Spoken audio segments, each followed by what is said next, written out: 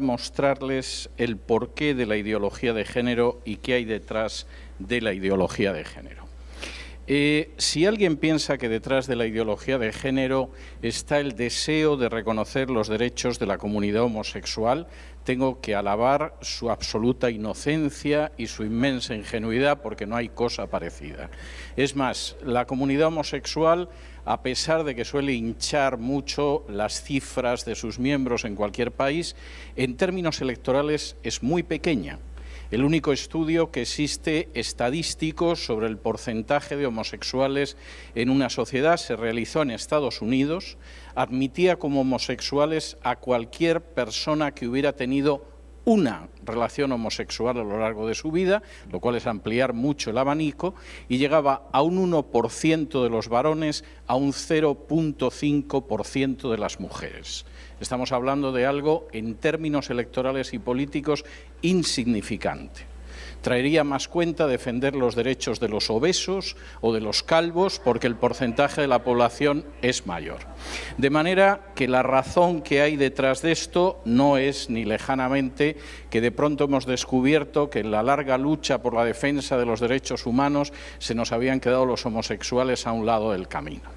Tampoco es la izquierda la madre de la ideología de género y quien está impulsando la ideología de género. Hay un libro de Agustín Laje, que he visto fuera, que es un libro muy notable en el sentido de que estudia algunos de los ideólogos de la Escuela de Frankfurt, que en un momento determinado pensaron en el nuevo proletariado, y por supuesto la tesis de Laje es que la izquierda es la madre, es lo que está detrás de la ideología de género. Los datos que da Laje sobre la Escuela de Frankfurt en términos generales son ciertos, pero no es la izquierda. Y desde luego para mí sería un gran consuelo. Tendríamos localizada la ideología de género en una parte del abanico político y ya sabríamos quiénes son los malos y se acabaría. La verdad es que en estos momentos las tesis de la ideología de género las defiende la izquierda. En algunos países como España empezaron a entrar a través de la izquierda, han sido asumidos absolutamente por la derecha también, salvo algún pequeño sector de la derecha en algún país, pero, por ejemplo, algunas de las leyes más agresivas de ideología de género, en el caso de mi país de origen, en el caso de España, han sido aprobadas por gobiernos de centro-derecha, no por la izquierda. Y el matrimonio homosexual se ha implantado en Alemania con un gobierno de centro-derecha, no con los socialdemócratas en el poder. De manera que si alguien está pensando que aquí se trata solamente de saber lo mala que es la izquierda, debería de saber que la derecha no es mejor. Y además voy a ir todavía más lejos. Lo que está impulsando la ideología de género son poderes supranacionales que están por encima de los partidos. Los partidos son instrumentales a la hora de impulsar en un país la ideología de género, pero la agenda está muy por encima de ellos y es una agenda globalista de dominio mundial. Cuando hablo de una agenda globalista no estoy hablando de la globalización. La globalización tiene cosas maravillosas. Por ejemplo, en un momento determinado, Panamá produce cacao y lo pueden comprar en Italia. Y una persona que vive en el Brasil puede comprar aceite español. Y además podemos tener acceso a cultura y comunicación que son de otros países. En ese sentido, la globalización es maravillosa y ofrece enormes posibilidades. La agenda globalista es una amenaza y no está relacionada con un partido político específico o con un ala concreta de la actividad política, está por encima de ellos. Permítanme darles solo algunos datos antes de entrar en los objetivos de esa agenda globalista. Según el Wall Street Journal, es decir, esto no es la página web de un loco conspiranoico que piensa que los reptilianos dominan el planeta o algo de este tipo. Estoy hablando del Wall Street Journal. El 24 de octubre del 2017 daba como noticia que Soros había donado 18.000 millones de dólares para los objetivos de la Open Society. 18.000 millones de dólares. Ahora, Soros es un personaje muy peculiar. Es un judío nacido en Hungría, por supuesto con ciudadanía norteamericana en estos momentos, que cuando era un jovencito ayudó a los nazis a deportar a otros judíos a las cámaras de gas de Auschwitz. Esto no es una maledicencia porque Soros no nos es simpático. Pueden ir a YouTube y ver una entrevista en la que una entrevistadora, una periodista norteamericana, le pregunta a Soros: ¿es verdad que usted colaboró con los nazis para deportar judíos hacia las cámaras de gas?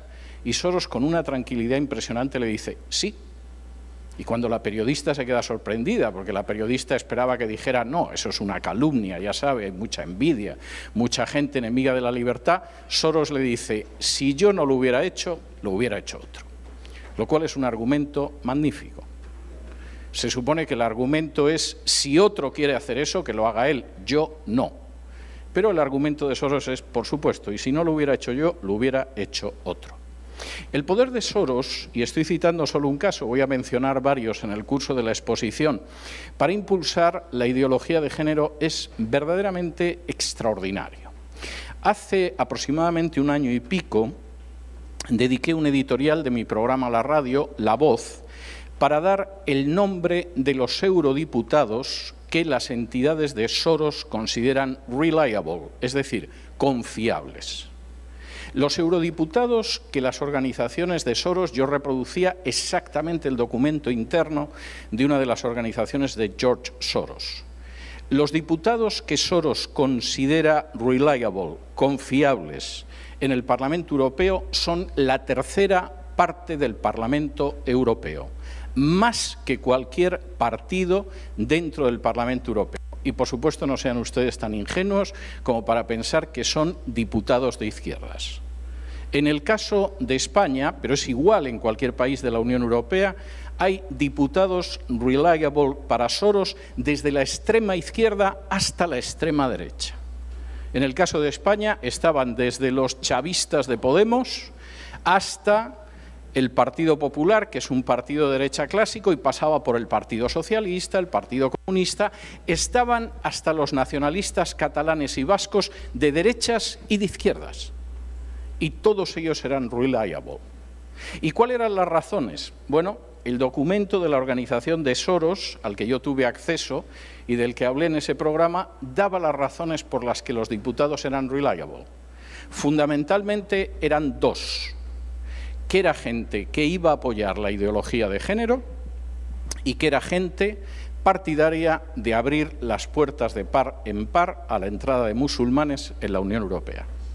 En la mayoría de los casos eran las dos cosas, además. Pero para Soros eran absolutamente reliable.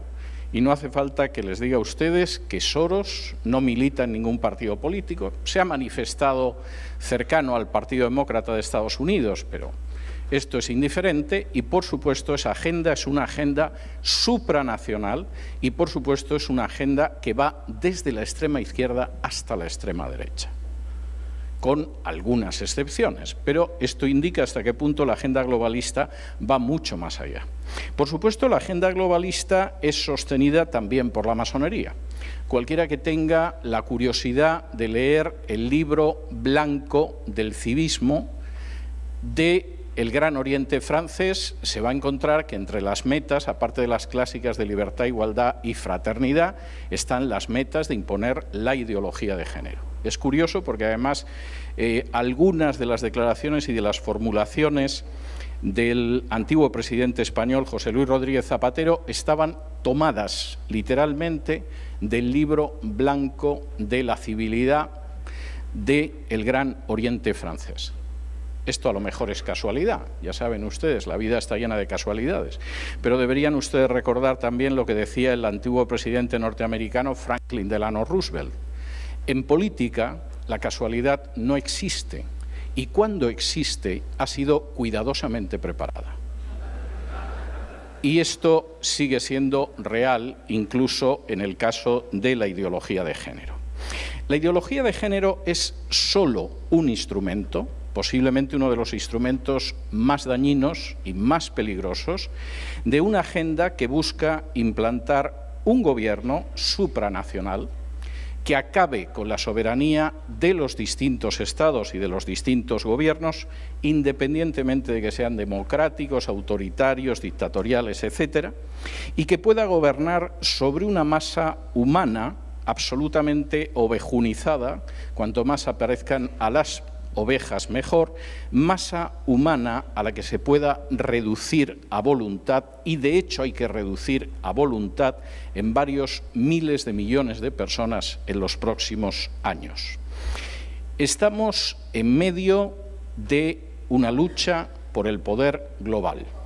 Y, por supuesto, esa noticia va a ser muy raro que se la den los medios de comunicación, porque esa agenda es muchísimo más ambiciosa de cualquier imperio anterior. Es mucho más ambiciosa que el imperio de Alejandro, que el imperio romano, que el imperio español, que el británico, que el soviético e incluso que el norteamericano.